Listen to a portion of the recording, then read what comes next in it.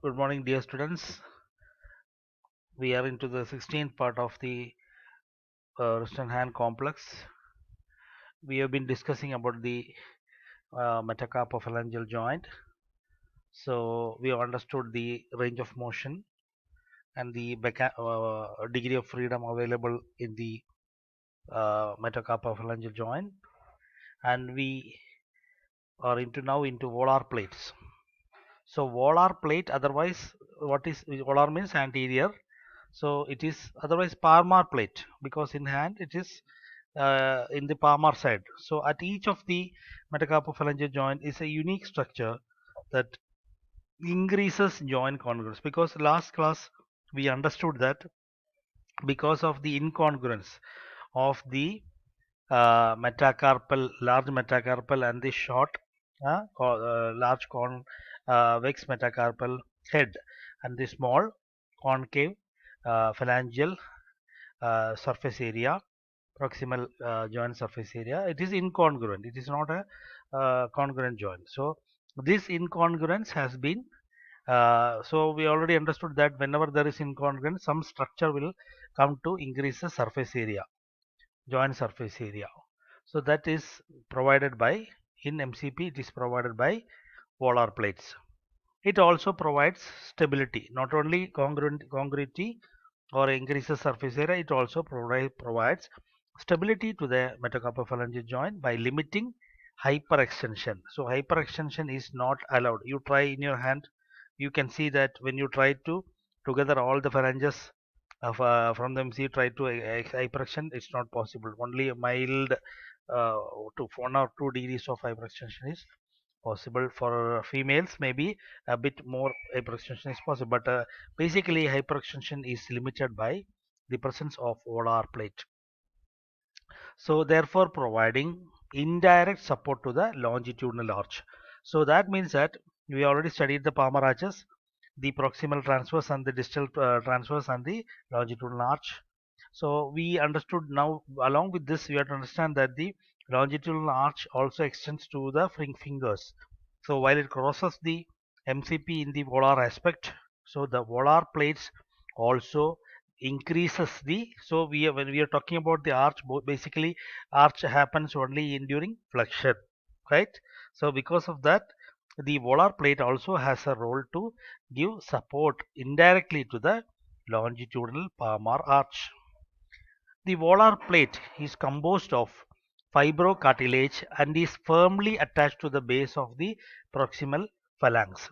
So wherever, see, whenever here till whatever area we have studied till now, hopefully you have understood that whenever there is a joint incongruence and whenever there is a possibility of wear and tear, fibrocartilage is always present, so that range of motion is also increased along with some kind of stability, and prevention of friction is very important. So here also the volar plate is composed of fibrocartilage and is firmly attached to the base of the proximal phalanx. So base of the proximal phalanx distally, but not to the metacarpal proximally. The plate becomes membranous proximally to blend with the volar capsule that then attaches to the metacarpal head just provide proximal to the articular surface. So what happens is, the what is we are talking about the attachment of volar plate. It is basically a fibrocartilage, and it is from the distal attachment we are talking from the base of the proximal phalanx distally, but not to the directly to the metacarpal proximally. So how then without attachment? So there is attachment. What happens is, in the proximal attachment it is to the base of the proximal phalanx. From there it forms a membrane. It becomes a membrane proximally and then to blend to volar capsule. So there is a MCP volar capsule is there. So that it blends with the capsule. So that means that when some structure is blending with the capsule means it is going to become very stable, because it is going to become part of the joint, synovial joint, then attaches to the metacarpal head. So the capsule and then blending with the capsule, together with the capsule the volar capsule plate is going to attach to the already said the large metacarpal head. So what will happen? This structure becomes between a strong fibrocartilage between the proximal metacarpal head and the distal metacarpal head and the proximal phalanx. See this here, this picture, it is very clear. Here you can see the volar plate inside this. See this red color structure, like a like a nail, like a tiger's nail, or what you call, like this red part inside the accessory collateral ligament. You can see two collateral ligaments. Collateral ligament proper, which is in straight line. Here during extension, here you can see this is the metacarpal and this is proximal phalanx number 1. So what you can see here, the finger is extended. When the finger is extended, we have two ligaments, collateral ligament proper. So we can call this basically two collateral ligaments. One is called proper, one is called accessory. So proper is main, accessory means accessory, secondary ligament. So here you can see the proper is relaxed during the extension. See how they are relaxed, the fibers are slack. Here the proper ligament is taut during MCP flexion, and you can see the accessory ligament which was tight. See the fibers are straight during extension. The accessory collateral ligaments are straight, but in flexion they are becoming loose, slack. Here also you can see the volar plate. See the volar. This is the capsule, right? This whole part is the joint structure and the capsule. So here see, it is this capsule. So here it is a blending with the capsule and attaching to the. This is the large metacarpal head. This is the incongruence. See the incongruence. So this actually the phalanx ends here, but here the volar plate is increasing the congruence. This increase in congruence is by volar plate along with the capsular attachment. So now you can see the volar plate, the MC is in this position. See the volar plate is here. Compare this to the MC. Now see it came almost sliding towards the end of, it reaches almost to the end of the shaft of the metacarpal. See, so it should move from this area altogether to this area, and the volar plate will also move from here. Here it is this position to this position. See the comparison.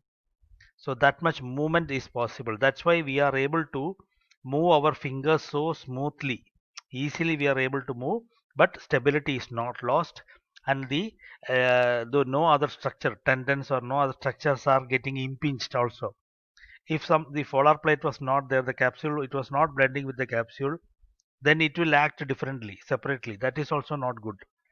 So the volar plate is a very important part of the metacarpophalangeal joint. The volar plate can also be visualized as a fibrocartilage impregnation of the volar portion of the capsule, just superficial to the metacarpal head. Already understood that. The inner surface of the volar plate is effectively a continuation of the articular surface of the base of the proximal phalanx. Yes, if you see the inner, it is just like a continuation, right? It is if you see the shape, it is just like a continuation. It is not attaching from here and coming out like this. It is just the continuation of the phalanx. That's what the author is saying. So it is the inner surface of the volar plate, inner as well as outer.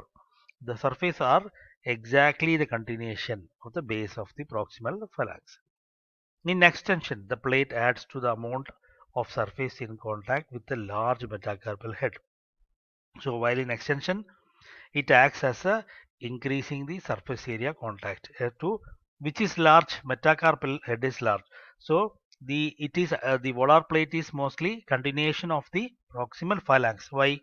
So that it is equalizes the surface area of large metacarpal head. The fibrocartilage composition of the plate is consistent with its ability to resist both tensile stresses in restricting metacarpophalangeal hyperextension and compressive forces. So both, while extension it gives more stability, while flexion it prevents any kinds of, so compression and stress both it can withstand. So we have studied that in the earlier, you have studied that in the earlier chapters. Compressive force, tensile force. So all this can be, this can withstand. The volar plate can withstand this. So we can say that the compressive forces needed to protect the volar articular surface of the metacarpal head from objects held in the palm. Okay. The flexible attachment of the volar plate to the phalanx permits the plate to glide proximally down. We saw that how it is gliding downward. Here it is up.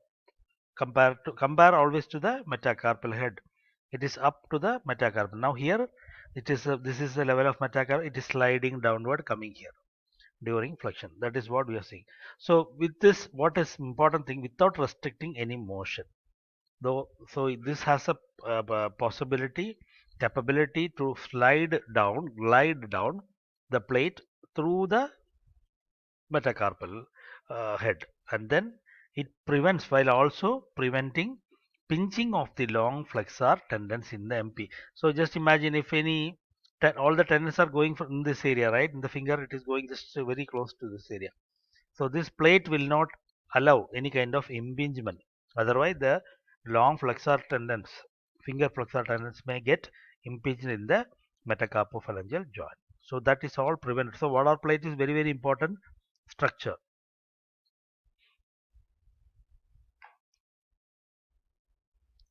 In addition to their connection to their respective proximal phalanges, the four volar plates and their respective capsules of the metacarpophalangeal joints of the fingers also blend with and are also interconnected superficially by what? There is a next structure, deep transverse metacarpal ligament. See, now we are seeing a another this thing figure.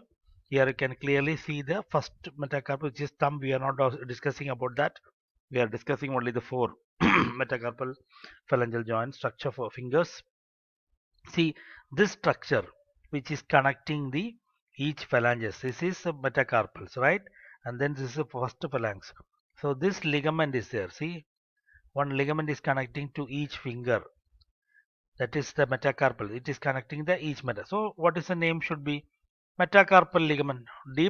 So what is the orientation? They are present as transverse. They are not longitudinal, right? See the line of the, it is a transverse.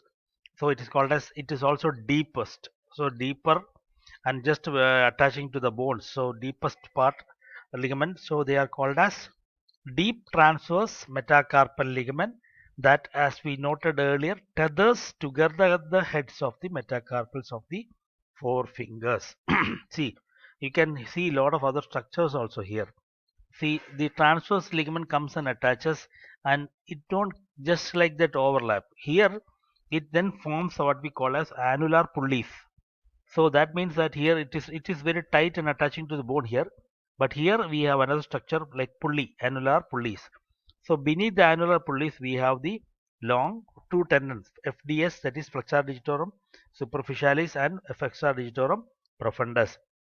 See, superficialis should be superficial to the profundus. So here it is superficial. Now you see, after crossing the MCP, what happens is the superficialis has to attach where? To the second phalanx. So here it has to attach to the the phalanx. It should attach to the second phalanx. So what will happen? It will attach to the what we call as the proximal phalanx or the middle phalanx, and then it so it is splitting the FDS superficialis is which is superior will split into two and then attach to the phalanx. That is a middle phalanx, and then what will happen? Through that you can see that the FDP profundus will emerge upward, and then that will become superficial after the second, second first phalanx is over. Second phalanx, the level of second phalanx, it comes superficial and then goes attached to the distal phalanx. That is, it crosses the DIP joint. So what will happen? The FDS can flex the PAP joint, so proximal referential joint, and the FDS can flex the proximal interphalangeal joint, and FD